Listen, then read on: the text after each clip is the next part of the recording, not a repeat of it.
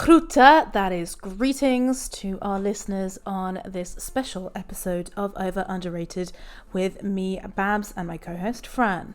I am speaking Dutch to you. Why? Because this is a Netherlands special.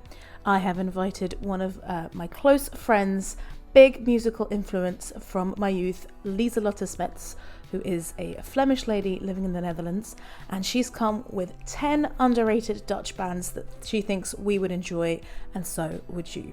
There's a lot of indie and pop fare, so if that's your kind of genre, listen on and see you on the other side. Or as the Dutch say, aan de andere kant. I'm very sorry. Welcome to the Over Underrated podcast with Fran and Babs.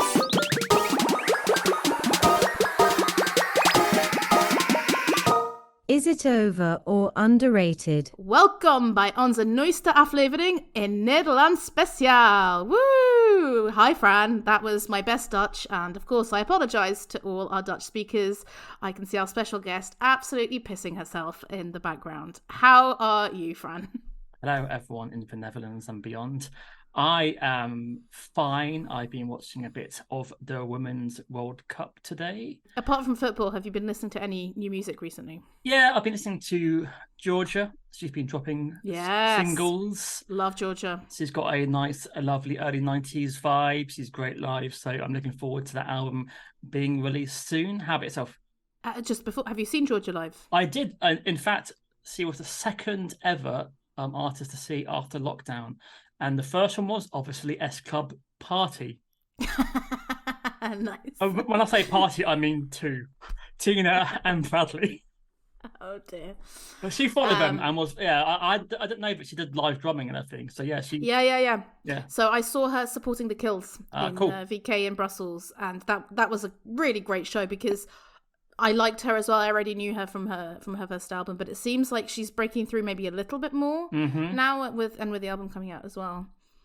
But yeah, musically, I wanted to talk about a Dutch festival that I went to early this year, Best Kept Secret, which was absolutely incredible. I went at the beginning of June. I'd never been to it or any kind of Dutch festival. My esteem for Dutch organisation and vibes rose in spades. It was really well organised. There was a lake and we went swimming in it every day.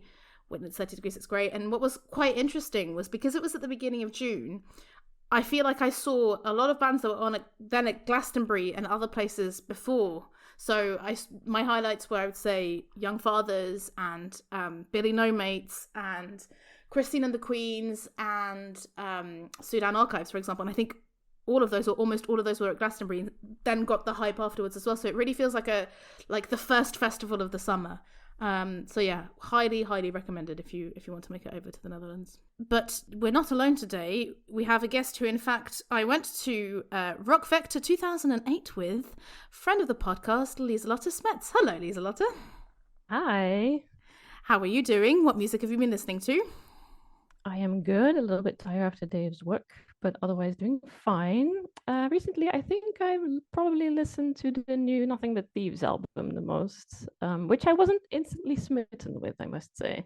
I was with the first albums, but the new one, it's growing on me. It's not bad at all, but it's taking a bit longer for me to get used to. I think it's a bit less edgy than the other albums, so yeah, I like it when it's a bit more, how do you say that?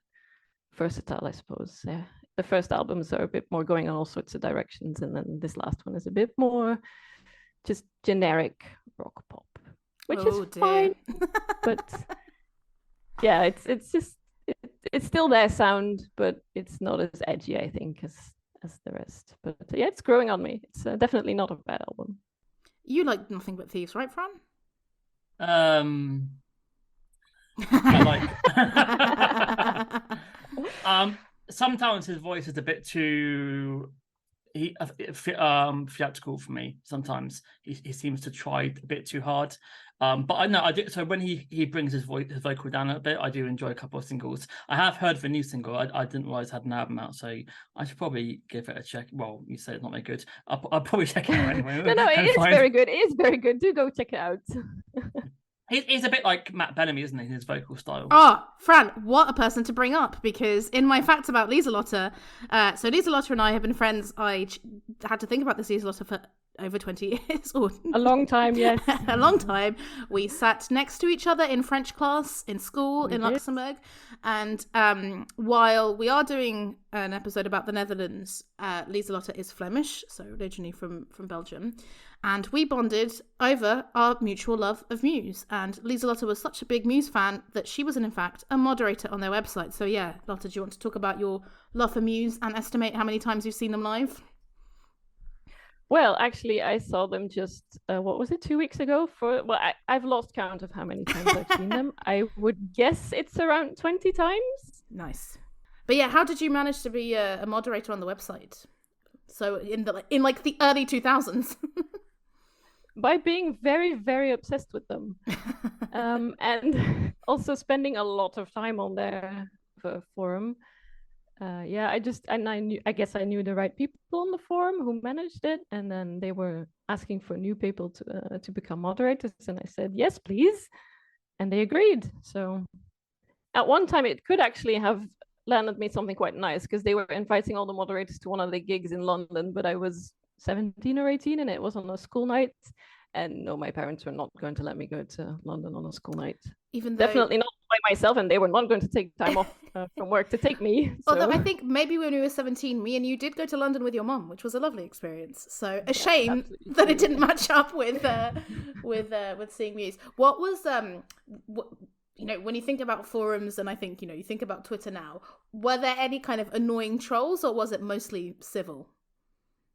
Oh, it was definitely mostly civil. And I did meet up with quite a lot of people that I met on there, one of which I now live with. I was going to say, your partner of how many years?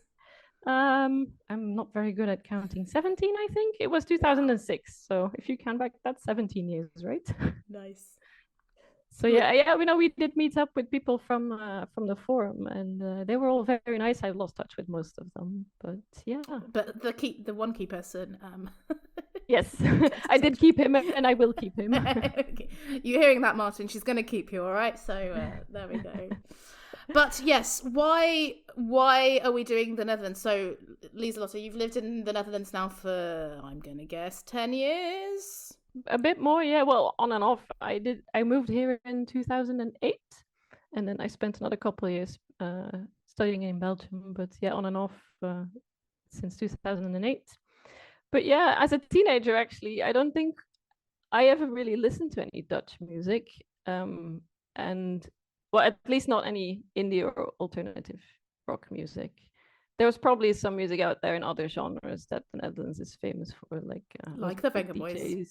Yes, and like DJ Tiesto and whatever. But I was not into that. Like, I think you mentioned at some point that at that age you were quite snobby and like you only wanted to listen to the cool indie band. I was the same, absolutely. We were the same. Absolutely. So I was only going for whatever indie music was out there, and there was just not that much Dutch music out there, I thought. And well, with the exception of a couple of very popular ones that I probably found out through Belgium, because I did find out about quite a lot of Belgian music through my cousins and my Belgian family. But yeah, I don't really know now why I didn't really listen to any Dutch music, because it is out there. But I only really found out once I got a Dutch boyfriend and moved here.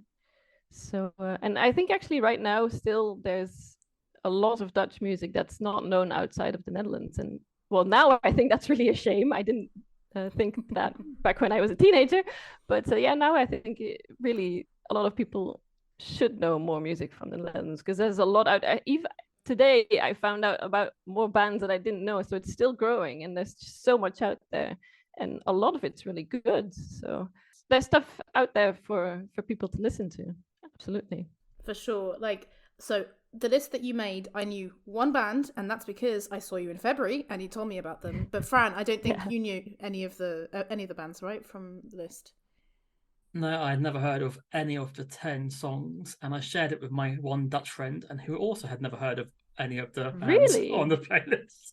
Yeah. Oh wow! Because they're not very famous Dutch bands, but I figured there'd be at least a few that most Dutch people would know. Well, they're not a massive music fan like we are, but obviously, when you sent me that list, I didn't know what scale, like how big they were already. Obviously, you've got some who've only got maybe 8,000 Spotify monthly views, or some are quite small. But for me personally, Dutch music always seems to be dance music related. I don't know really any sort of like alternative or indie bands really from the Netherlands. Is the big one, I think, like the big one right now. Yeah, I was really surprised because like I've dipped into Dutch music, I think just from living in Belgium, right, where you do hear some stuff on the radio, and Lieselotte told me that she almost put, I can't pronounce their name, you're gonna have to pronounce it. What's the hip hop band called? Can you say it? De Jeugd van Tegenwoordig. Thank you very much. A lot of ch's in there that I don't know where to place. And that's a hip-hop band as well. And I only really know one song, and I think I'm more of a hip-hop fan now, but Lotte, I don't think you are so much. But I know Indian Arskin and Be in 1991, Pitblom, I would say, are kind of the ones that I've enjoyed the most. But I was like, oh, for sure I'm going to know one or two bands that Lotte's going to put on there. And then it's like, oh no, really? Like, there's a lot out there that we don't know. And yeah, some really great songs that you've picked, I thought. But yeah, I wanted to ask you about whether you think it's that kind of small country syndrome thing, because as much as I love Best Kept Secret, from what I could tell, like band-wise, not DJ-wise, but band-wise, there was one Dutch band. One in the whole festival. And I was like, this is such a missed opportunity to kind of promote local talent. And like every single other band was basically English, American, or Australian, with French, Kristen and the Queens as well. But I was really like, wow, to have this festival where, okay, it's a little bit international, but like it is still mostly Dutch people, and to not put on any Dutch bands, that really surprised me. And it reminded me of a conversation that I had with a friend of mine when I was telling her that I'd found this Dutch TV show on Netflix that I really liked, Anne Plus. And she was like, oh, like she's Dutch. And she's like, I never really watch Dutch TV shows because they're always crap. And I was like, what? Like, how can you have that attitude? Surely there's something good. So yeah, I wonder if you thought if it's small country syndrome or something else going on.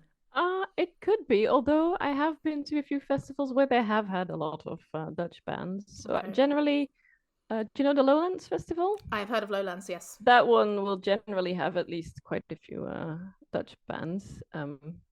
But yeah, like I suppose the bigger festivals such as Pinkpop, they will focus on having major international acts. And down the Although rabbit hole. they also have some Dutch ones, but yeah, they aim for big crowds, so that's probably why they want more international names to draw in all the people. But yeah, no, I wouldn't necessarily say that that smaller festivals would try and get international acts as well. I mean, there's plenty of smaller festivals happening all around the country where national bands are playing, and they basically go from festival to festival within the Netherlands. So There's definitely some smaller festivals out there that really focus on the local bands. Yeah, that's interesting because my experience of smaller Belgian festivals, so the two I'm thinking of is Rock Herk and Absolutely Free Festival, where it's like those are very, very local festivals. At Rock Herk, I think I heard 2 French-speaking women, and that was it. And at Absolutely Free Festival, everyone was Flemish. But what they do is like the 2 headliners at international acts, or the 2 or 3 headliners or per day, but then everyone else is Belgian. And I'm like, that's quite a nice way of like you're attracting the people with the big headliners, but like even the 1 p.m. bands being an indie band from Liverpool rather than an indie band from Utrecht, like it's a real. Surely it's also cheaper for you guys, no, to book this band. I don't know, but yeah, I'm really glad that you've put this playlist together, and it's obviously very, I'm gonna say, rock pop electro oriented. I know that's vaguely your music taste, and I think for me and Fran too. Over underrated. If you had to name, like, let's say 3 more local Dutch festivals for good music, what would you say, Lotte, to recommend to people? There is one very close to where I live in Delft. I forget the name, so I'm going to Google it. Well, Lotte Googles it. I would say that I visited Lotte. She lives near Delft, and I went to Delft for the first time in my life. It is a beautiful town. Would recommend a visit. With Dutch radio, does it have any rules like France where you have to have so many bands singing in your native language, or nope? Because you're looking at this, a lot of these acts on here are singing in English. Does that hurt Dutch music? Because no, I would say English language music is more popular, as it is probably almost everywhere. But it did surprise me as I was researching just how much Dutch language music there is out there. And most of it's pop music, but there is some good, more rocky, electronic-y Dutch language music out there. And I was really surprised how much is out there and how much of it I don't know, actually. Yeah. This is the thing. You're a music fan, right? And you're living in the Netherlands and you don't know about it. I guess, like, I don't know, you have to listen to radio or maybe live in a smaller town where you just see that anyone that passes through that venue to know. I know that, is it, let me try this. 3 voor 12? How do you say 12? 3 voor 12, yes. 3 voor 12. I've seen, I guess it's like the Radio 1 Live Lounge equivalent. You know, they often have bands coming to play live. And I've seen so many, usually Belgian bands in their videos, but I've never actually listened to it as a radio station. But is there an equivalent to Studio Brussels, or are they the equivalent, or? There is, yes. So 3FM is the Dutch equivalent to Studio Brussels in Belgium. And they used to be quite oriented to rock and that kind of music, alternative music, but they've gone a bit more mainstream now. I suppose they want to reach a larger audience. Wider audience. Yeah. So did you find that festival in Delft? I did. It's called Westerpop. Mm-hmm. And we went about 2 weeks ago, and surprisingly, they had stereo MCs who are not obviously not Dutch. Still quite fun to see.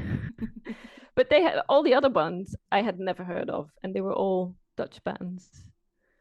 One of them was called My Baby, which I think has quite a lot of, well, comparatively many listeners on Spotify. I had never heard of them. Yeah, and they also have an international stage where they share, but they give bands from all over Europe a chance to play. And I think it's like an exchange program or something, where they have other festivals around Europe where they do. I mean, yeah, it is really. That's so nice. So there was a German band that I'd never heard of, and there was a French hip hop band who actually sang in French as well in the Netherlands, and everyone was really loving it. Nice. It was really weird, but it was really nice. Yeah. Okay. So lots of hidden gems, lots of underrated bands in the Netherlands. Absolutely. So let's get into your playlist, Lotte. What's your first choice? All right. So my first choice, actually, I don't know if you noticed, I put them in chronological order. Oh, I actually hadn't. No. And the first one is all the way back from 1997. By the way, I went with chronology as it was noted in Spotify. I don't know if it's all correct. That's okay. So, I don't think we have enough fans to come and correct you, and I'm certainly haven't done enough research to do it. Spotify is okay. Amazon's just chaos. So Spotify usually is in order of release. All right. Yeah. So it's the band Johan. I, by the way, no idea why the name is Johan, because Johan is a Dutch first name, but no one in the band is called Johan, as far as I know. Why not? Like James. Like James in the UK. Basically, yes. And the song that I picked is Everybody Knows from their self-titled first album. Actually, I think Johan is probably the epitome of an underrated Dutch indie band, because they're not necessarily very popular nowadays in the Netherlands. But when you were a teenager into indie music in the early noughties, you would have known them and you would have been a fan. I only found out about them when I moved here, when I got a Dutch boyfriend.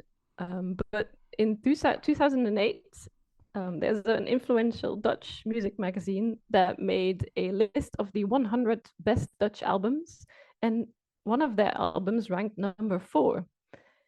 And all of their albums were in the list. So this is one of those bands where I'm like, how did I not know about them as a teenager into Dutch music, into alternative music? And they were so popular at the time and consistently received critically acclaimed reviews. Everybody seemed to love them, and I had never heard of them before moving to the Netherlands. Like, how? Seriously, I don't get it. But and they have an interesting history as well. After their first album, they actually got a deal to go to the US, where they were meant to do a big tour, and it was meant to be their big breakthrough. But somehow their record company pulled out the plug, and they never really understood why.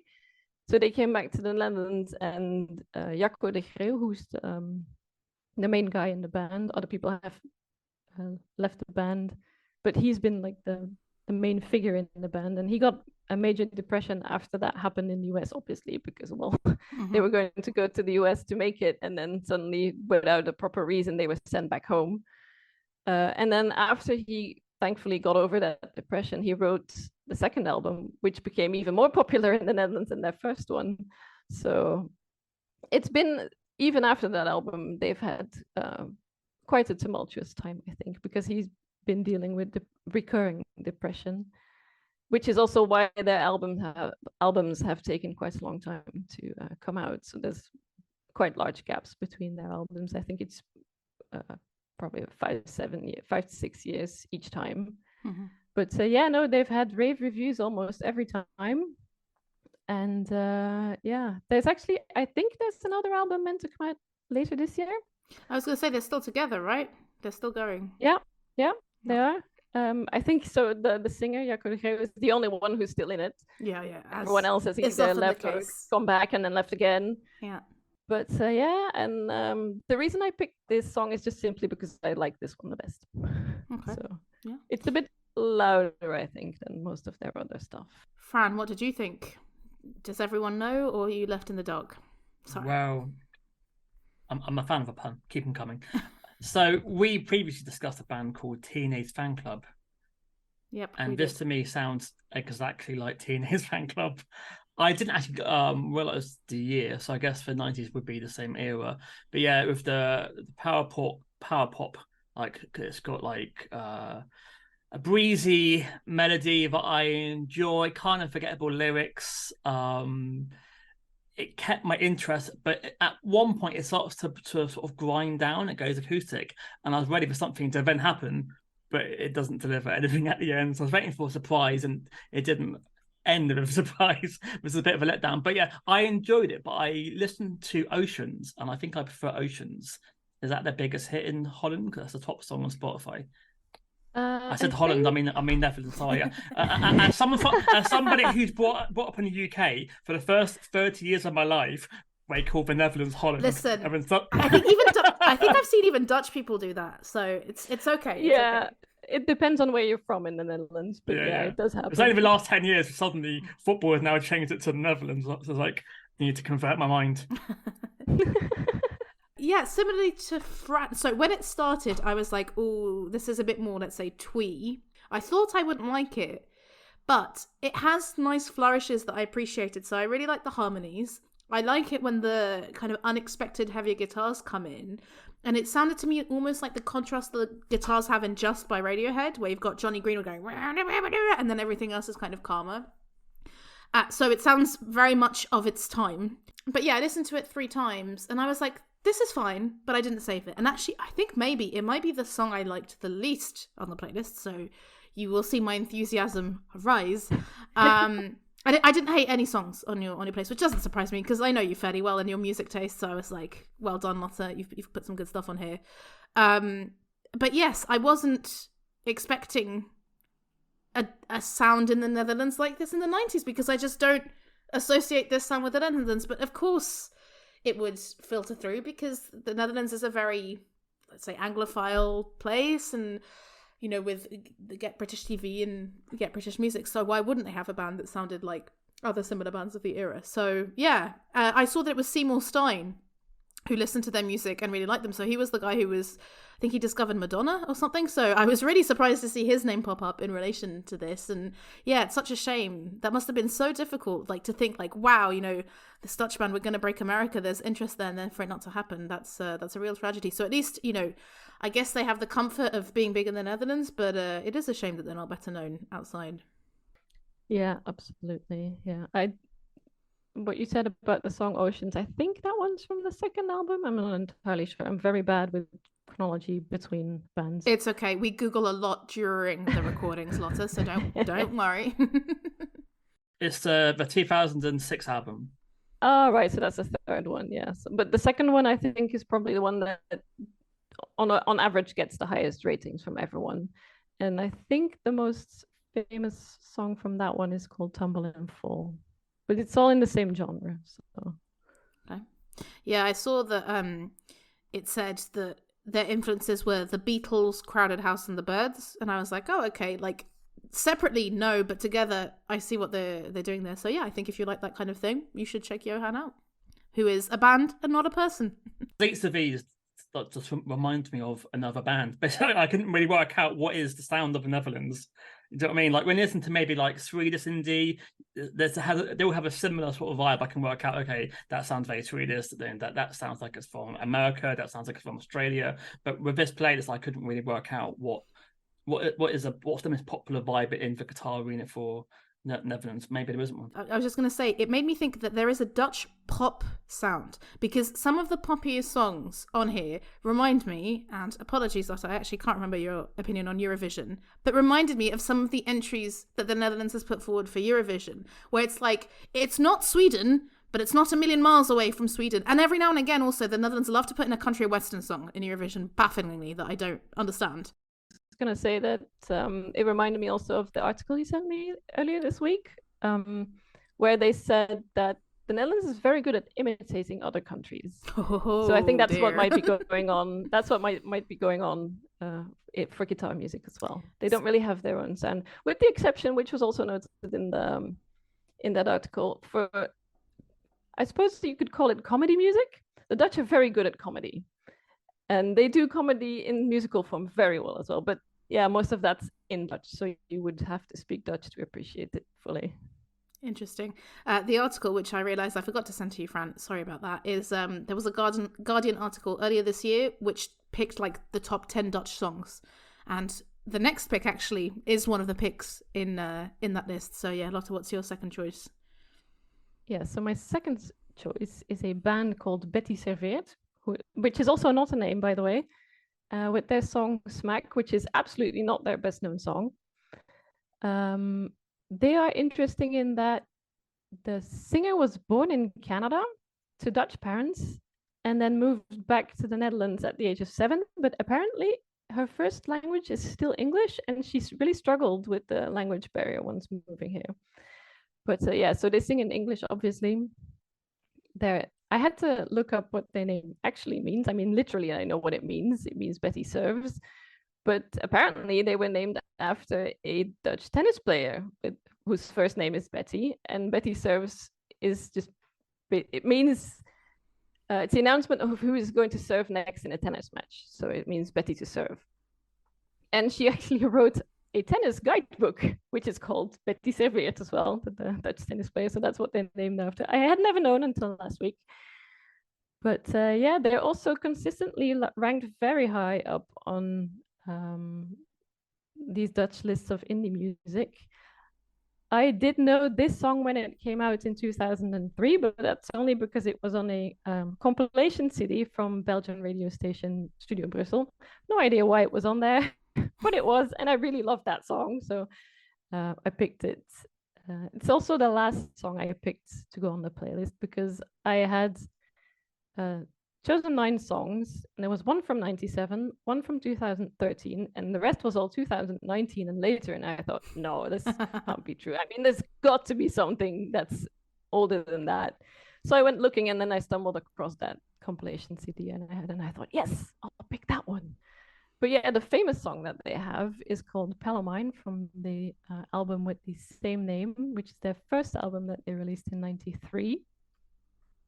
But I prefer the later sound, actually. So the very first album that they made is by far the better known one in the Netherlands. But I actually prefer the later songs. So I'm sorry for Betty, but actually I think when you hear the very famous song from their first album, you've heard the first album, basically. Yeah, that seemed to be some of the criticism when you read about it, that like a lot of their songs sound the same. Mm-hmm. Yeah, I do agree with that. But yeah, this song Smack, I think it's fun, it's catchy. I loved to sing along to it as a teenager. So as a teenager, you knew this as a teenager, and you didn't present this to me on a burnt CD, Lotte. Come on. I know. But yeah, no, I do admit that I never looked beyond this one song when I was a teenager. Sure. So, and I don't really know why. Yeah. Because I listened to a couple of their albums the past 2 or 3 weeks, and I did enjoy them. So, well, the later ones. Nice. So, Fran, were you smacked in the head or smacked in the genitals? A bit of both, which is what I like. I did listen to Palomine. It sounds like a different band altogether, doesn't it? Really, I was shocked. So this is 2003. For me, this sounds like Elastica 1994, with a semi-lazy grunge chewing gum bar vocal. I don't know what that means. Means something maybe. It's a little bit done before. It's exciting to a point, but something that I hate. Well, I don't hate sax, but people may know that I'm not a big fan of the horn. I'm also not a big fan of whistling. So when there's whistling, I was like, oh dear. I don't know what seesaw jigsaw means. Anyone work out? Are you trying to do a jigsaw on a seesaw? Seesaw jigsaw.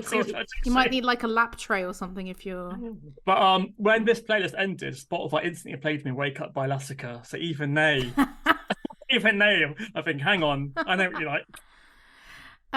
Yeah, it's interesting you say Elastica because they're a band that I definitely don't know enough about, and maybe we'll cover in a future episode. I only know Connection, basically, and that's it. For me, it reminded me of the Swedish band Whale that we've mentioned before, because it's like, oh, it's guitars, but it's quirky.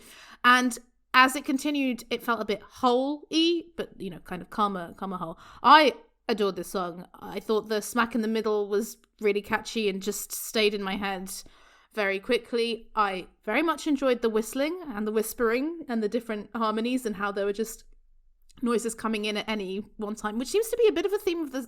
I feel like if there's a theme to this playlist, it's songs don't go where you expect them and there's random noises, which, I'm a fan. I'm a fan of that. And yeah, it was interesting to read about, I think several of their albums were reviewed by Pitchfork, for example, and they supported Belly, Dinosaur Jr. and Jeff Buckley. So I'm like, how on earth did they not get bigger? Is it because, their albums sounded too similar and the critics weren't so nice, so it didn't go beyond that? But the fact that Jeff Buckley, come on, that's really huge.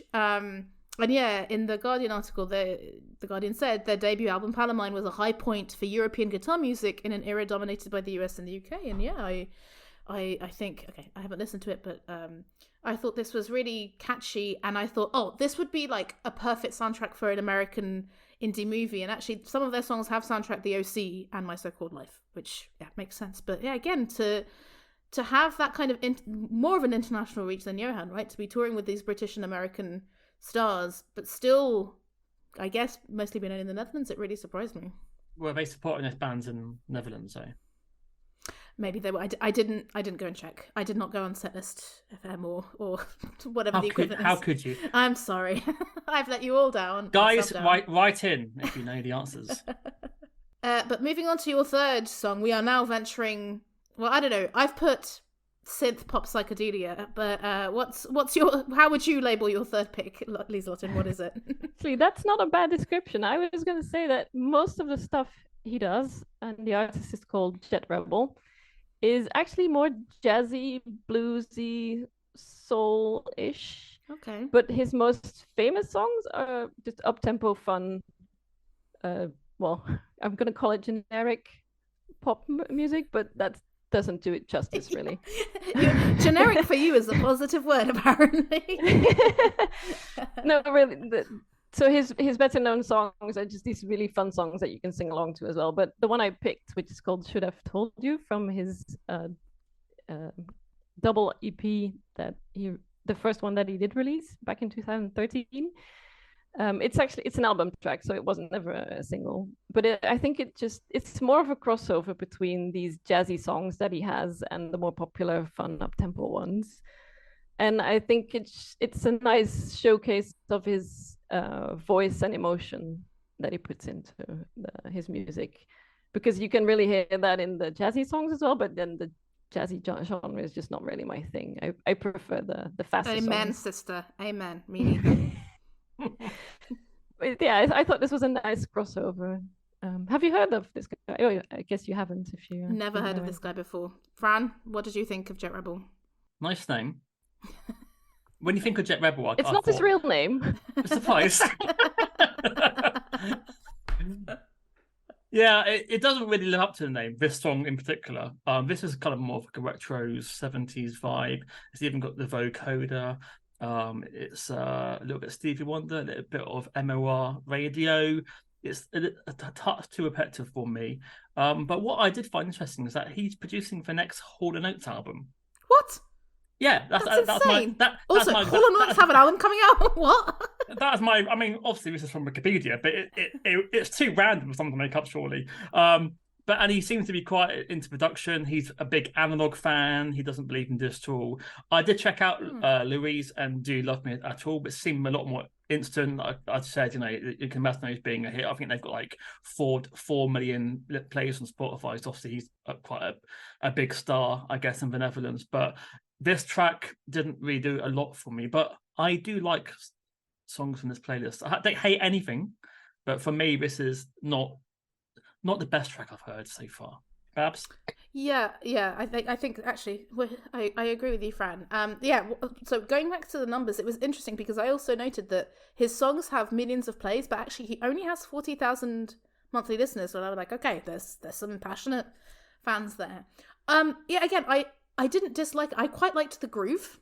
And yeah, I wrote this, weird synth pop psychedelia. It reminded me a lot of the New Zealander Conan Moccasin. I don't know if you know him, but like a little bit less weird, a little bit more mainstream. And I thought this sound was ready-made for Eurovision. See, this, I can imagine the Netherlands putting something forward like it, especially when then you read about him as a person where basically he like is very androgynous in appearance, and he's basically said like, I want to express myself kind of as I feel. It was really interesting to read about his family life. So basically his parents played in socialist music groups where like they at one point moved to the other side of the country and then would still like every Saturday go and play at these like socialist events. Like in all these demonstrations against like racism and nuclear energy and weapons, and it was so funny to read that because the slickness and the production of the music is so not that, but it seems like it very much has influenced the themes of his songs. And yeah, when you go and look at pictures of him, like he seems like a very interesting person. Like I wonder, Lotte, have you seen him live? Like it might be quite interesting, right? I have actually, yes. I saw him do a sort of acoustic set. It was a singer-songwriter festival that I saw him at a theater, and I remember there was one grand piano on the stage, but I think he must have had guitars as well. And at one point he was lying on his back on the piano, like playing with his hands behind him. Wow. And he was just having a grand old time. He loved it. Like at the end he said, can I please do like another hour of this? Because he was just having so much fun. And he was really good. He was improvising left, right, and center. But yeah, he's so talented. Like he plays probably, I don't know, 50 instruments. I don't know. He recorded all of the instruments on his first album himself, and probably most on all the other albums as well. Yeah, no, he claims to have written more than 3,000 songs, and he's only 32. I read that he was doing music since he was 5 years old or something ridiculous. So he's one of those annoyingly amazing prodigies, and I can play 5 chords on the guitar. You can play more than that, Fran. Come on. I don't at least 10. Come on. Wow. Even though like this wasn't one of my favorites, I would be very curious to see him live. So if he's around, I'll definitely go and check him out. Especially if he's playing the piano backwards. That sounds very impressive. I do like the name of his last album. Was the Pre-Apocalypse Party Playlist? That sounds like a very kind of COVID era. That's a lot to live up to. Yeah, indeed. So yeah, Lotte, what's your next pick? So next up is a band called Tape Toy with a song called Dive Deeper. And actually I had a really, really tough time choosing for this one because I had 2 bands in mind that I wanted to pick, and I only wanted to pick one of them because they're very similar.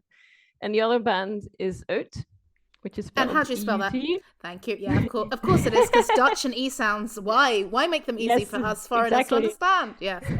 Yeah. So they're very similar in style as well, and they both have female singers. I was actually meant to see them live on a double bill back in 2021, but obviously then that didn't happen, and the gig never happened afterwards either, unfortunately. So I don't think I've seen them live, unfortunately. But I just really love this song, and that's why I ended up picking this band. I love the guitars in the beginning. I love the keyboard riff. I love the pace of it. I love the harmonies. And after I finished the playlist, I thought, oh, this is actually quite a lot more recent than Betty Serveert, but somehow some of their songs, this is not really, I listened to their album as well, this is not like the rest of the album, so I thought maybe they were influenced by Betty Serveert, who knows. Fran, do you want to dive deeper or do you want to run away? I like this. I like it a lot. So they describe the sound as bubble grunge. Which Matt from Pick a Disc loves as a genre, by the way, so shout out to him. He does. Does he also agree that, louder than Gwen Stefani, happier than Nirvana?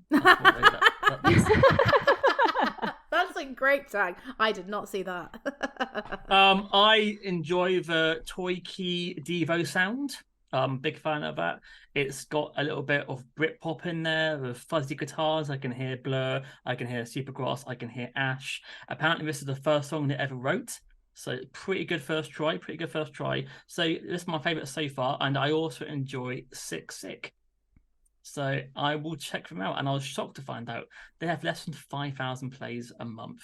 We need to get it up, guys. Yeah, I love this too, and I was actually a bit skeptical of that distorted guitar sound at the beginning because I was like, oh, are they trying to be like, hey, here's us in the studio, this is what our guitars sound like. But then it started and I was like, oh, this is great. I really like the fact that, they take it in turns in terms of vocal duties. I like the surf rock vibes in there mixed with that kind of guitar and the driving bass, and I've written that the synth line is very water-like, maybe because it has this kind of surf rock sound. And yeah, I was really intrigued because they were a school assignment from the Conservatory of Amsterdam where they studied at the Pop Academy, and I was like, what the fuck is the Pop Academy and can we go there? And they're not the only band that also started. There's another band coming up from similar, and I'm like, wow, what is the Netherlands doing correct? It reminded me again because I think there are comparisons with Scandinavia, to be honest, with Sweden especially in terms of the sound when it comes to the pop and rock on here. And I was like, oh, is the Netherlands somewhere where you do have those kinds of schools where people can go to and study music? Yeah, Lotte, what do you know? Have you heard of the Pop Academy? Tell me more if so. I have. Yeah, no, it's actually not uncommon to hear of bands that make it because they've been to these academies together. Yeah. I can't name you one off the top of my head, but it's one of those things where you read about them forming out an academy, and sometimes, like in this case, they didn't choose each other; they were just put together as a group, and it X Factor style. Yeah, exactly. Yeah. And it really worked. So yeah, no, it's not uncommon to hear that's happened.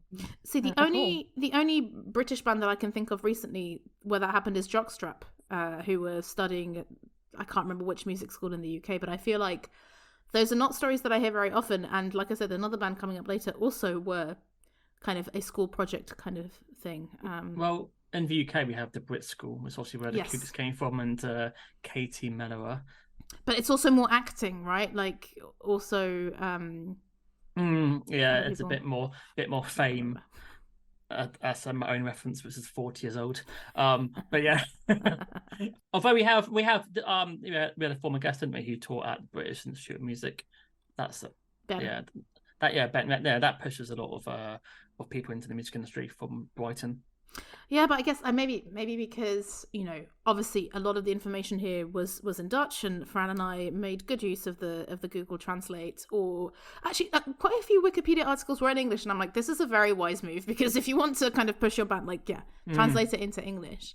So I guess it's maybe a bit more difficult to find that easy information, but I guess when you're not really looking for that when you're researching bands in general. But yeah, it did surprise me that on a playlist of 10 to like that. But yeah, no, I thought sounds like we all like it. The guitar drilling with itself towards the end. That's the end of part 1. Nice job. Do you like music and do you like podcasts? Chances are you like music podcasts. Take this one for example, Pick a Disc. I'm Matt Latham, and every fortnight a guest comes on to Pick a Disc to talk about an album for any reason that they want to.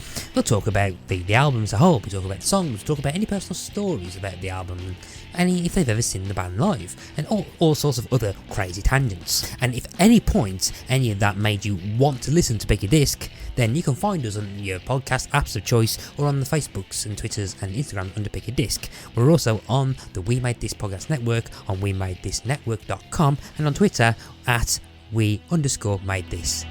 Goodbye. Ondergewaardeerd.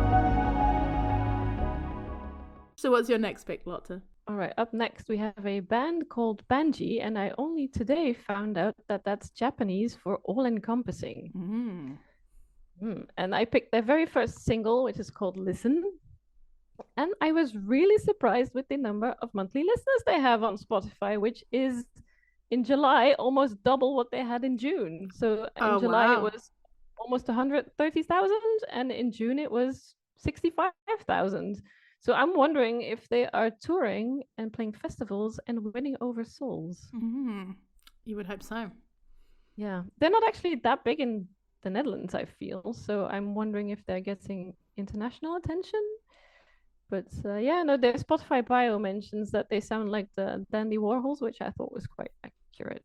Interesting. And, okay. Yeah. Well, generally, like you guys, I don't really pay attention to the lyrics. So there's a few songs on this list where I have absolutely no idea what they're about. But this one, it just makes me smile. Oh, yeah. Despite the theme, actually, because it's about fighting and arguing. But it's just, it picks out these moments in life that are very that they're easy to recognize, and that's what makes me smile about these lyrics. Fran, are you listening? I was listening, and also I was having a search to see if that song's been played on an advert or something, which was why it might have had a spike. But I can't see why they're suddenly become popular. I did see an article in the UK which asked them why they do sing in English.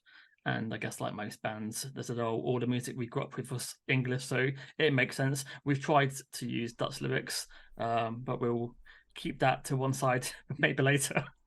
But that's a lot of bands. So, if your music collection's English, I guess to them it feels natural singing it. But yeah, I quite like the spidery guitar, the scattered percussion, the funky keys.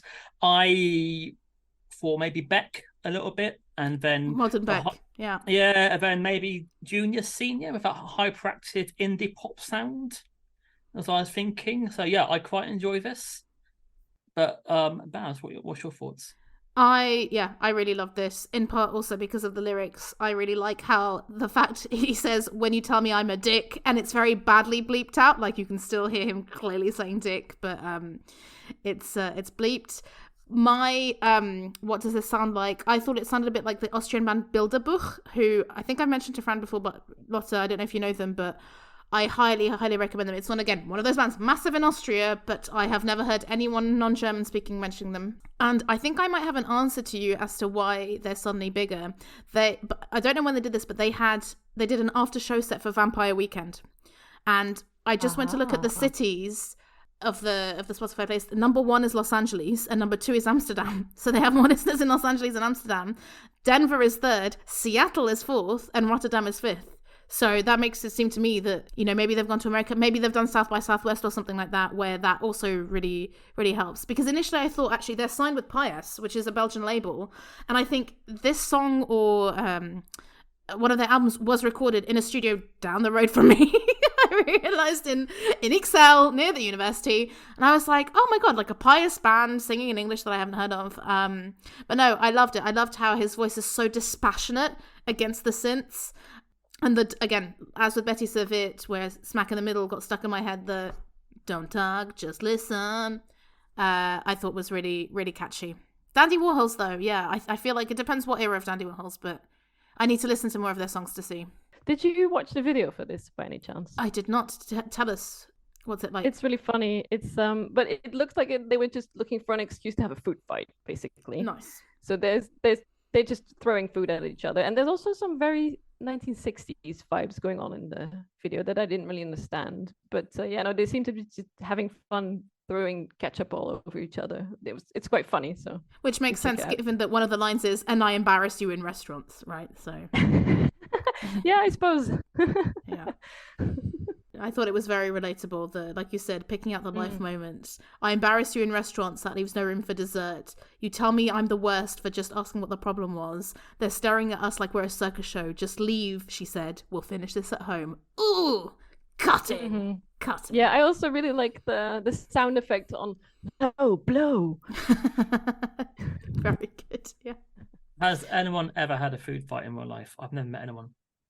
No, I think for the No. video they just really wanted to have one No. because they couldn't ever have one in real life. No. But guys, if you want to send us money to do one, we'll do one online and broadcast it. No worries. We're going in a bit of a different vibe for your next pick, Lotte. So what's your sixth pick? Absolutely. Yeah. So a couple months ago, or I was watching the Pink Pop Festival here in the Netherlands. I was watching it on TV because they do broadcast quite a lot of it live. So it's the name of the artist as a singer-songwriter. And she is from Limburg, obviously, which is where the festival Pink Pop happens. So every year the festival used to have a contest actually for local bands that they could win the opening spots of the festival. They actually stopped doing that a couple of years ago, but she did win a different contest, which still allowed her to open the festival. So, same thing.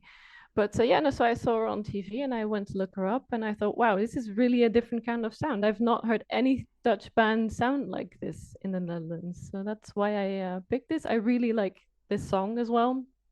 But I only found out about this a couple of weeks ago. But apparently the song's already been out for 3 years because it was released in 2020, apparently. So I thought let's include something super different and for me at least super new as well. Fran, are you running towards or away? I'm running towards and give them a big hug. I enjoyed this. It's quite a different vibe to most of the playlist. It's got that sort of Back Flashes, Lana Del Rey vibe, cellos, guitar. I watched a great live version with just her guitarist and a cellist, and it's a lush, beautiful track. It's got a great voice. I would definitely add this to a playlist, and I have. This is on my like list, and so thank you for introducing me to. Is it Medu's? I can't remember how you said it. Guessing Medu. Medu, I think so. Yeah. Apparently, that's a tram station in Brussels as well. I had no idea. That is what I thought of when I saw it, and I was like, but without the X in Brussels.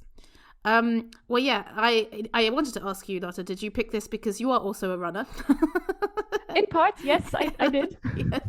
Was this on your running playlist? I went, although I don't know, it's a bit maybe. Yeah, this isn't great. No, not the right. Not the right pace, tempo, really. No. I really like this. Really atmospheric. Best use of the word irresolute that I've ever heard in my life. And I was thinking, like that whole thing of, wow, would I know how to say irresolute or anything like that in Dutch? Absolutely not. It's just incredible how Dutch people speak English so well. I thought it could have soundtracked the German TV show Dark. If you've seen that, it is exactly that level of vibes. And when the strings come in, I really like how they come in first kind of quietly with other instruments, but then they come in later and it's really impressive. And how it contrasts against stuff like the military drums. Really, really great song.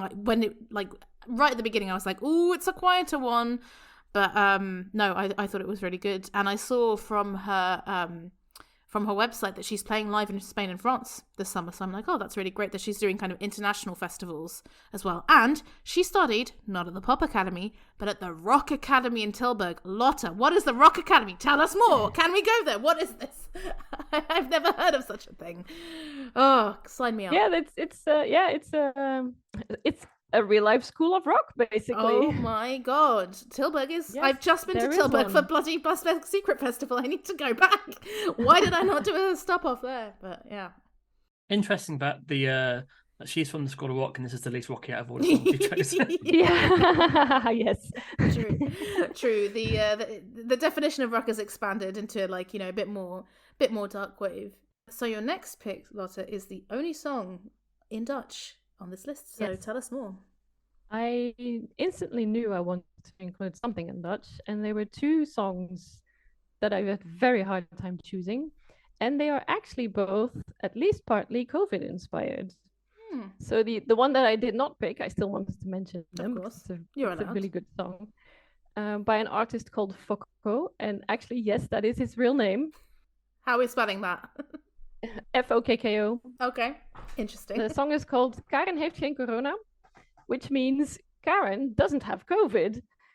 And it's a really fun, lighthearted song about a middle-aged woman who stays at home pretending to have COVID and having a grand old time in 2 weeks of isolation, because this was released in early 2021, and just having so much fun, lounging around on our couch, watching TV, not having any sort of obligations. And that is also exactly what the video is. And it's hilarious. So do go and check that out. But in the end, I ended up choosing the band Wies with their song Bencha, because it has a very good message.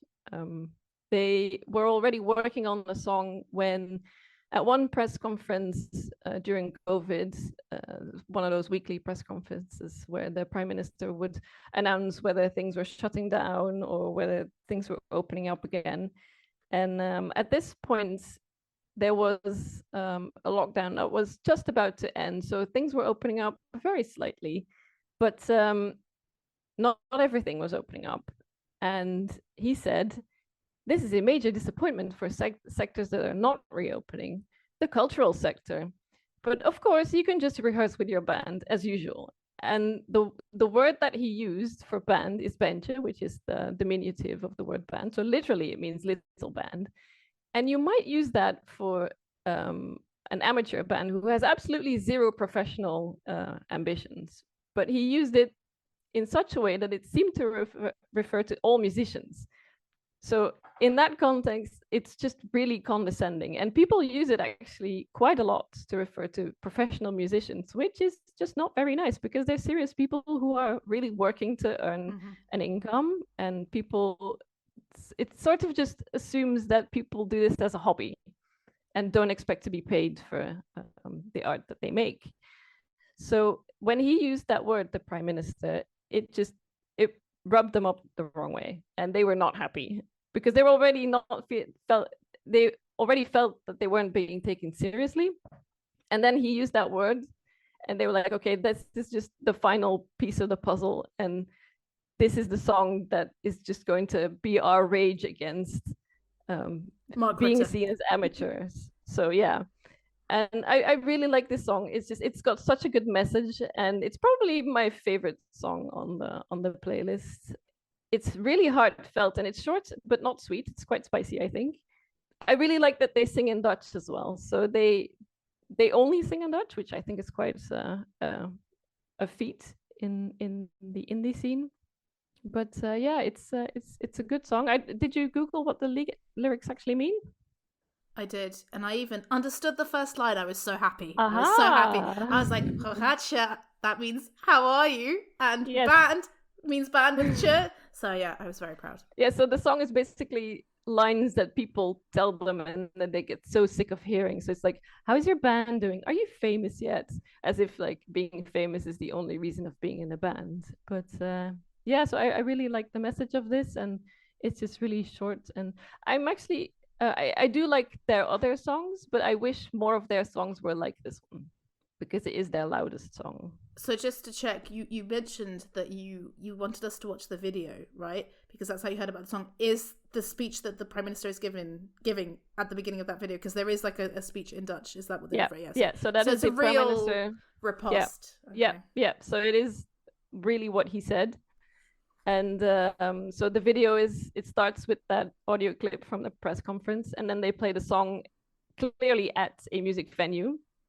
And then when the song ends, the camera turns towards the room, so the rest of the venue, and it's empty because they were not allowed to perform at that time. And even though other sectors were opening up, they were still not allowed to play any actual music venues. So that was their protest. And what I really liked at the very end, so they turn towards the venue, they take a bow in front of an empty venue, and then they go off stage. And then as they walk off stage, there's this one person just chanting, "We want more, we want more." And it just sounds so sad. Very strong message then. Wow, yeah.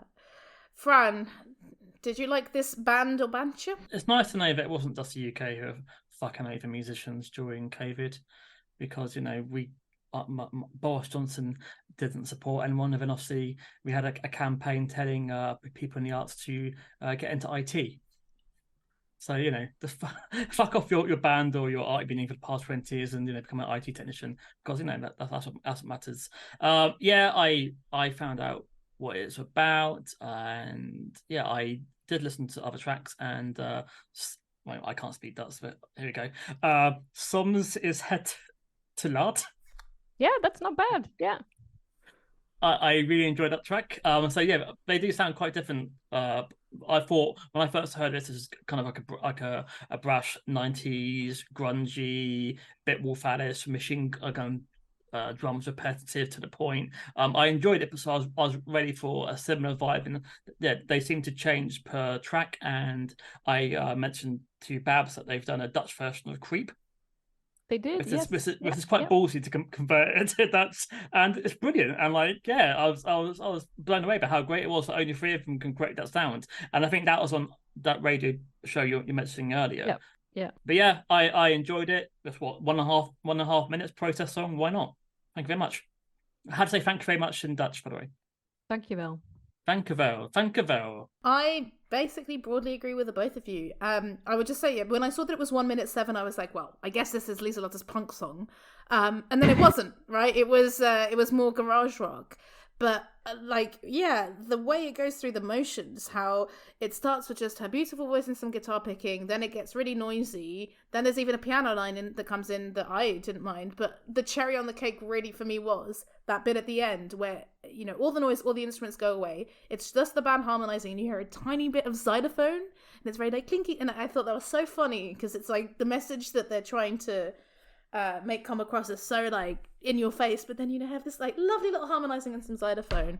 And yeah, like you, Fran, I went to listen to Soms is het te laat or whatever it's called. I didn't write it down, and I thought, oh, okay, they don't all sound like this.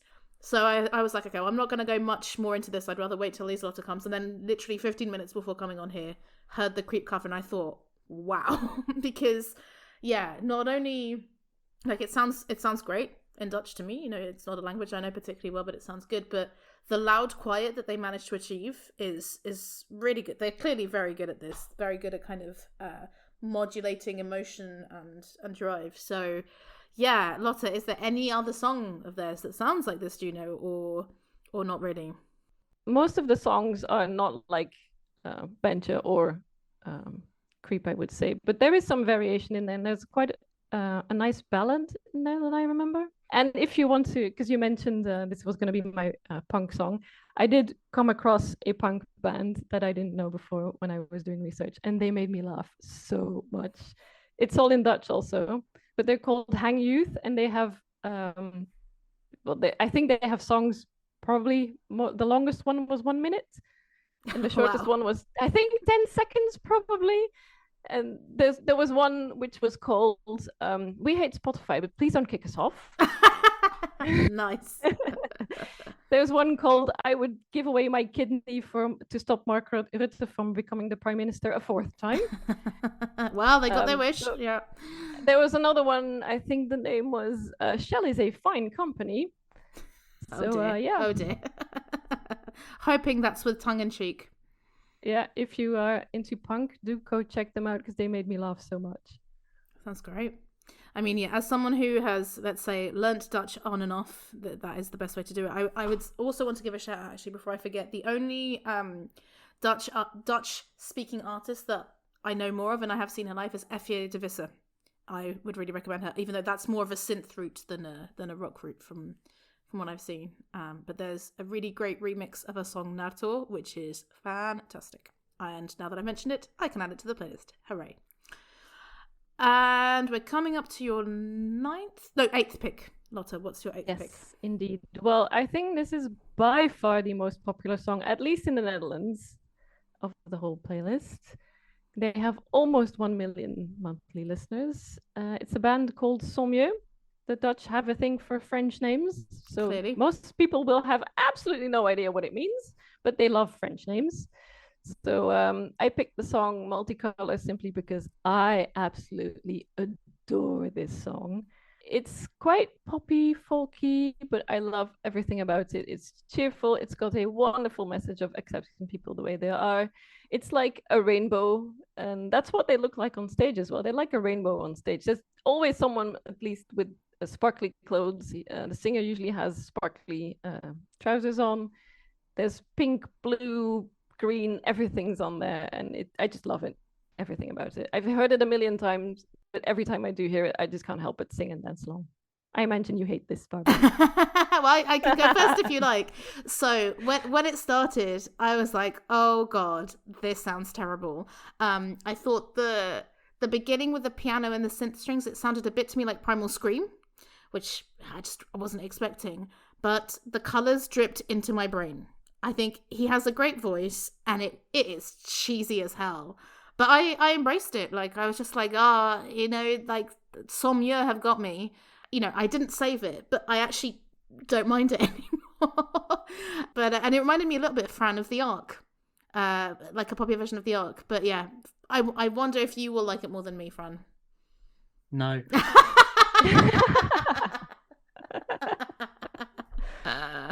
I like the strings, but then it becomes like the feeling mix of Robbie Williams. It almost sounds a little bit like Let Me Entertain You, but like a cabaret version.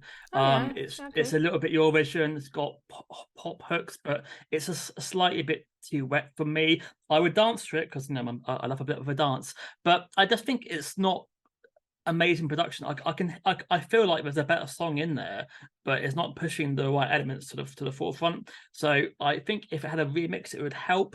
As someone who's English, I'm never a fan of the American spelling in Europe. Guys, we're in Europe. You spell colour for Get bloody over you. it. You've not got the I empire will fight anymore. you. I will fight. We're in Europe together. Yeah. Just not near you. Yeah, unfortunately, this is my least favourite song on the playlist. But interesting, you mentioned them having a rainbow colour. When I saw them on YouTube doing a live performance, they're all in beige. Really? That's Wow. Yeah. That's all. I don't know if it was a joke because it's called multicolour, maybe, but yeah. I don't know. When I saw them, they had literally all the colored rainbow on stage. Over underrated. So moving on to track 9. Yes, which actually has a very unexpected link with Som Yeo. So the drummer and bass player of Som Yeo are also in Wodan Boys, which sounds completely different. Wild. Yes, I know. When I heard this, I was like, what? These could not be the same people, but they are, absolutely. So I've heard a discussion where someone's mentioned that Som Yeo is like their bigger commercial success, which allows them to be in a smaller indie band. Which on the one hand, I mean, it's good that it makes it possible, but on the other hand, it's kind of sad that that's necessary to be able to support an indie band. But have you read their band bio on Spotify? Oh, I have. Do you want to read it out? Because it is very entertaining. It is very good. It is. So their band bio is, here we go, Wodan Boys bio. Let's be honest, you don't need another list of bands that we all like, nor a bunch of metaphors that make us look cool. High energy, loudmouth rock music. That's basically what it's about. Balancing on a thin line between chaotic violent guitars and cheeky melodic hooks. The 30p is better than the previous two, we think, yet we feel the first two are pretty cool as well. Wow. Godspeed, Tommy, Mickey B, Ollie, and Timo. Nice. I saw a slightly different version, which ended with, we're not vegan, didn't have a hard childhood, and yet fully aware we're all on the same sinking ship. Oh yeah, I found that quote as well somewhere else. Yes.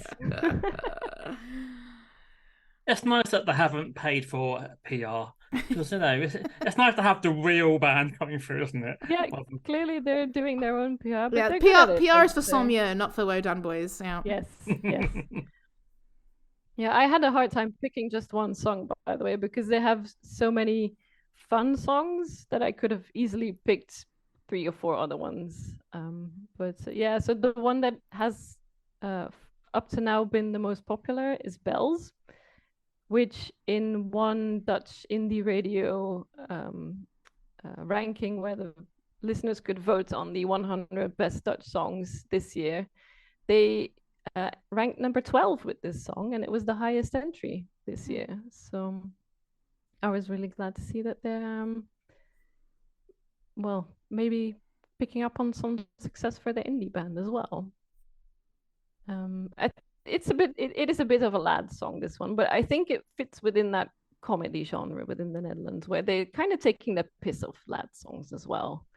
So yeah, you can just really hear the fun that they're having with it. And it's also the only song that they sing with a Dutch accent in English. So That's also what's making me think that this is not really them being very serious, because they can sing without a Dutch accent in English.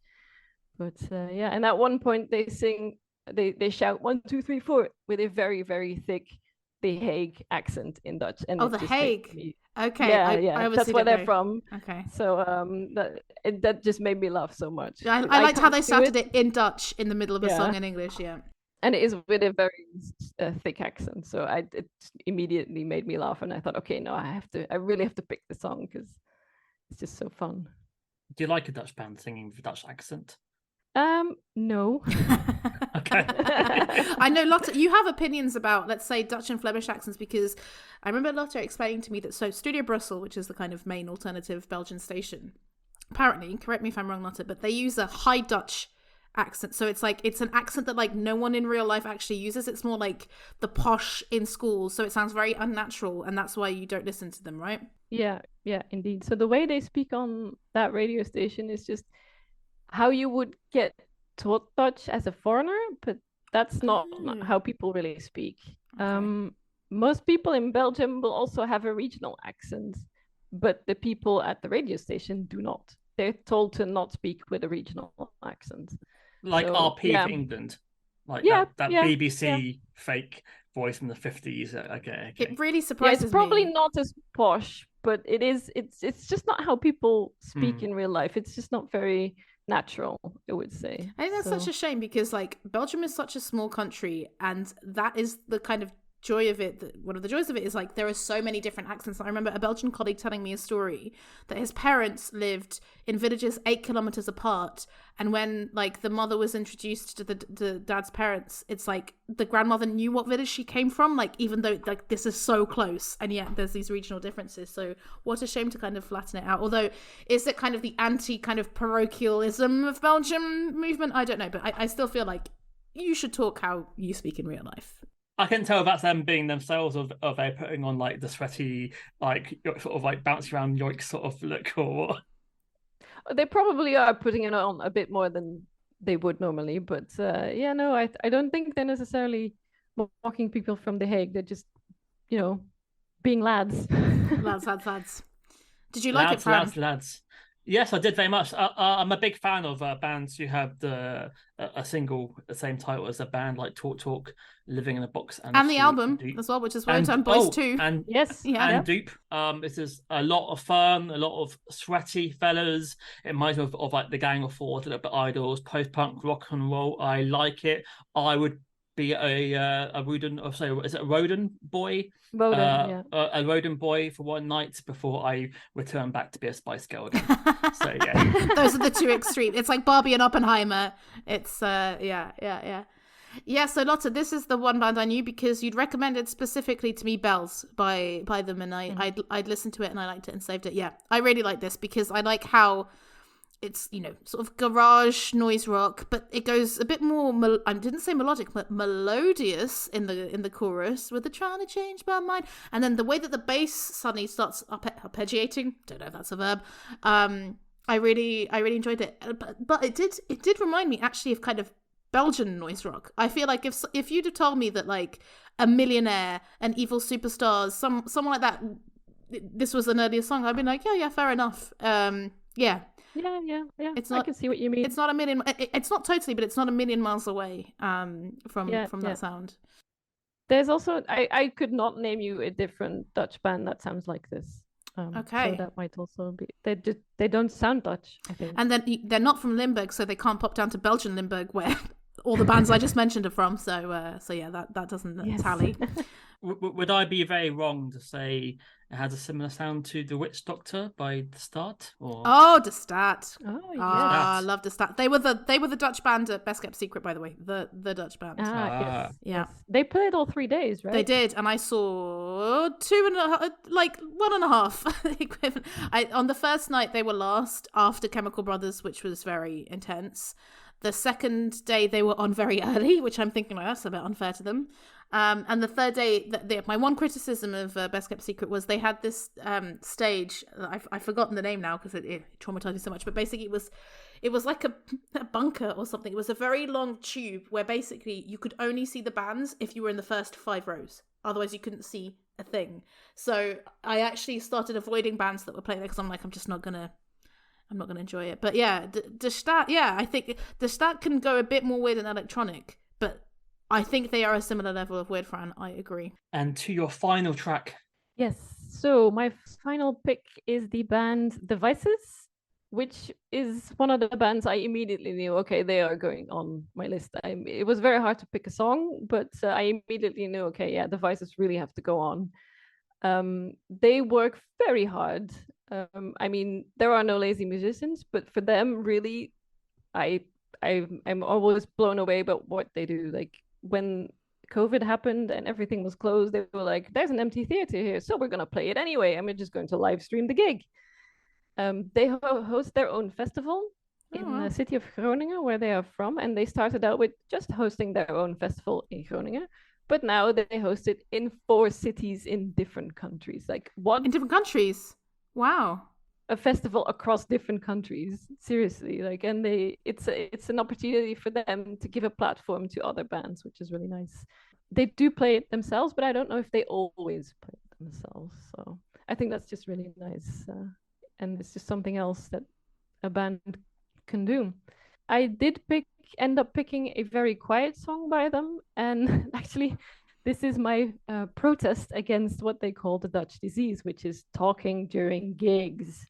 I saw them live. Really? Yes, I saw them live in March of this year in Rotterdam at a not very large venue, but large enough to fit probably about 2,000 people, I'd say. They played this song, and it was basically only Floris, the singer, with his guitar, and most of the audience was quiet. But there was this one group of friends, and they were talking and laughing the entire time. And I was just like, shut up.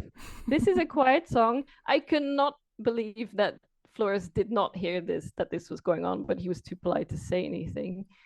But actually, a couple weeks later, I heard that there was an Arctic Monkeys gig at the largest venue in Amsterdam, the Ziggo Dome.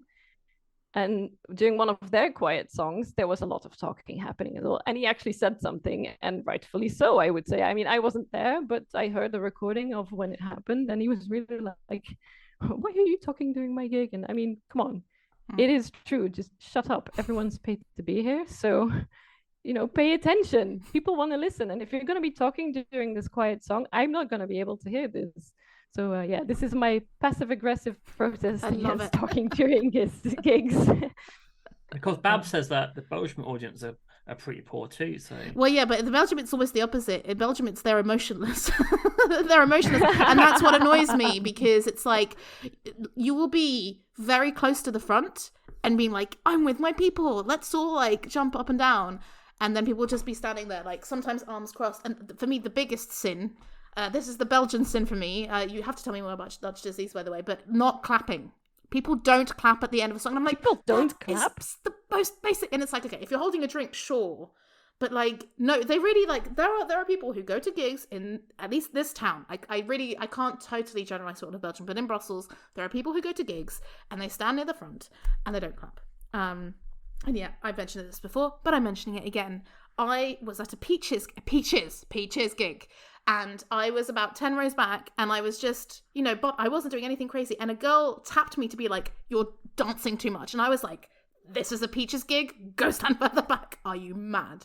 So, but so Dutch disease, it's a real expression of something that happens quite frequently at concerts. Yeah, so it's just people talking all the time. Like, it's almost as if people go to concerts just to catch up with friends. It's uncanny. Seriously, like they're talking the entire time. And they're tall, it doesn't matter whether, so you can't see them. They're tall. Exactly. So it's so annoying. Oh, dear. Yeah, no, it's like whenever I go to gigs, I actually do try to get seated tickets now, just because I will be able to see something. So it's really a Dutch thing, talking during gigs, and it's not really accepted, but it's accepted enough for people not to say anything, unfortunately. So. Yeah, I mean, regarding chatter, I only get that at like a big gig where people who don't like music go to. So let's say, you know, Coldplay in Hyde Park, you get like people in the middle drinking champagne, just having a chat before they play that one song they know. But if it's like a proper gig just for that band, then no, I don't get a lot of chat. So that would piss me massively That would piss me off. But it does, given the stereotype of Dutch people being so direct, it surprises me that people don't constantly tell other people to shut the fuck up, as you did. Yeah, true. Yeah, you would expect them to say something, but no, I've never actually heard anyone tell anyone off for talking during gigs. Unfortunately, I'm too shy myself as well, so... When we go to a gig, what is your prime target? Where would you stand? So unfortunately, I have to go front row. Wow, I know it's not the best sound quality, but because I fucking hate having a phone in my face. So for me to go to the barrier means I get no phone and no chat. And usually you're surrounded by people who actually love the band. So you do get an atmosphere. And also the mosh pit is usually maybe like 4 or 5 rows behind me. Yeah, when you go to see a band, whereabouts do you like to stand? For me, it would really depend on the band, I would say. Like, there's not been very many bands where I've been front row, but I will generally try to not be in the mosh pit either, because I'm just not made for mosh pits. So I suppose more like second half, but then yeah, you get the phones that you have to look at, which is not very nice. But yeah, if there's a seated option, I will try and go for that, because I know I will be able to see. But yeah, not all venues have a seated option. Do you find that the atmosphere is sucked away though when you're sat down, because you can't really like jump up and down? You've got to tap your thigh for the entire concert. Yeah, sometimes, yeah. It also, I suppose, depends on the gig as well. Sometimes artists are very good at addressing the people in the seats as well, and that gets them going a bit more. But yeah, on average, I suppose it does take away a bit of the atmosphere. But I think I would prefer that to not actually knowing what the stage looks like. Although, yeah, so I saw Sparks, which I mentioned on another episode, and it was an entirely seated venue, Sucre Royal in Brussels, and it was quite funny because basically, so there was like the rows, you know, where everyone is on one level, and then the circle or the source where it starts going up. And for the first, I would say 3 or 4 songs, everyone was seated, but then slowly, surely, people started standing up. And then I was in the second row of these kind of stalls. This woman who was filming everything on her phone got really angry with the people who were standing up in the front row because they were blocking her. And she went to like confront them about it. And the security guard had to come and be like, if the artist wants the people to stand up, the people are standing up. And then it was really funny because she was so angry, and I was so happy because she was being quite annoying with her phone. And then literally 3 songs later, she was also on her feet. Everyone was on their feet. And I was just like, the dynamics of this, how it changed. Like everyone sitting down to like a few people, and then kind of fights breaking out. Although I will say that some people got out of their seats to go and dance in the kind of entrance exit bit. And that wasn't allowed. But anyway, I don't know, Lotte, if you want to wrap up the Vices or if we move to Fran's thoughts, up to you. Yeah, no. Let me know what you think. Fran? Yeah, so this is when I started to check out the YouTube videos, and then I started to listen to a song, and then I realized halfway through that it was not this song. So I had to quickly put a big red cross in my notes. So going back to Falling Away, I said Arcade Fire vibe with a string intro, great melody, moody pop, a little bit known well during the sad years. There's a Swedish band called Shout Out Louds. Has a very similar vocal style. Yeah, I really enjoyed the song, and I listened to a couple of the others, and also I was also on board with those, and yeah, they're quite consistent. They've released something every year since 2019. So yeah, hopefully they will play the UK, because I'd like to see this band live. Well, I read that they have supported Feeder and Youngblood, two previously mentioned. Youngblood, Youngblood, that really that's surprised me. Again, I don't know, Lotte, if that was in the last year they also supported Nothing But Thieves on their European tour. Okay, so. Well, there we go. Yes, obviously it's a quiet song. I'm always scared of quiet songs, but I thought the strings were beautiful, and the voice and the acoustic guitar and the way the kind of strings come in and out as well, very nice. It reminded me a bit of another Belgian band, Girls in Hawaii. I don't know if you know them, Lotte, but they're from here. I only know the From Here to There album. That's my only reference. And yeah, because they're from Groningen, I wrote a little bit about the ESNS. Do you know? I'm guessing you know this, Lotte. Yeah, Noorderslag. Yeah. Exactly. Just what I was going to say. But given that we've talked a lot about kind of how these music academies promoting people, ESNS is something I only heard about recently. I don't know if you've heard of it, Fran, but it's this very interesting showcase festival in Groningen, which runs every year. I read since 1986. And it's quite key in kind of making not just Dutch bands, but like European bands quite mainstream. So there's like a European strand and a Dutch strand. And according to, their website, they've helped Arlo Parks, Dua Lipa, Fontaines DC, Garden Red, Pit Bomb, and Wet Leg become much bigger than they are, because it is a showcase festival where a lot of, I guess, industry people will come and see these new bands. And yeah, they've played there before, which yeah, I'm sure helped. Yeah. The ESNS is kind of regarded as the South by Southwest of Europe, basically. Yeah. No, it's really fantastic, and I hope more people get to know about it, because I now look forward to Paul's ESNS posts to find out kind of what's happening.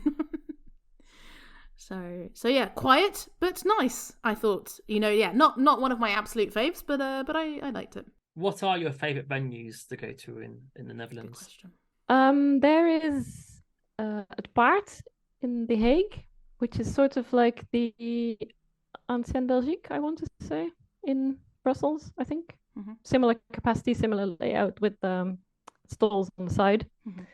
Mm-hmm. Paradiso in Amsterdam is quite nice as well, as is the Melkweg, which is similar as well in Amsterdam. But I don't generally go to many Amsterdam gigs because it's kind of hard to get to for me with public transports. I enjoyed my audio holiday to the Netherlands.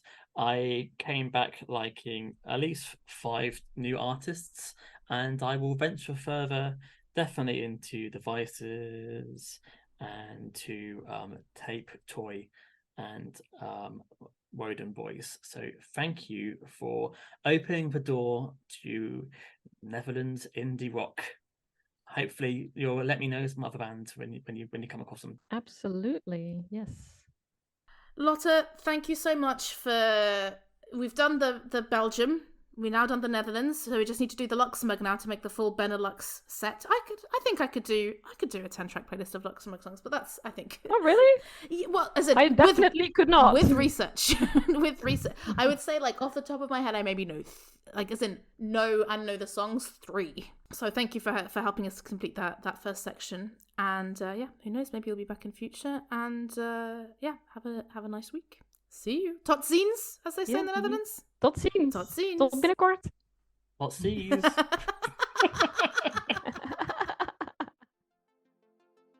And that was our Dutch special with friend of the podcast, Lieselotte Smets. We hope you enjoyed it as much as we enjoy discovering Dutch bands. A few months on after the record, I am still listening to quite a lot of them, which is very fun.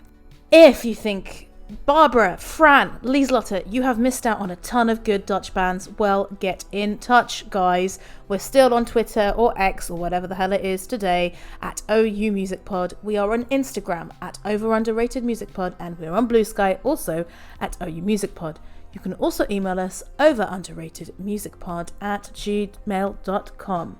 Rock out, my dudes, or as the Dutch say, rock out, mijn jongens. Once again, I'm very sorry. If someone wants to give me lots of money so that I have time to go and learn Dutch properly, that would be wonderful.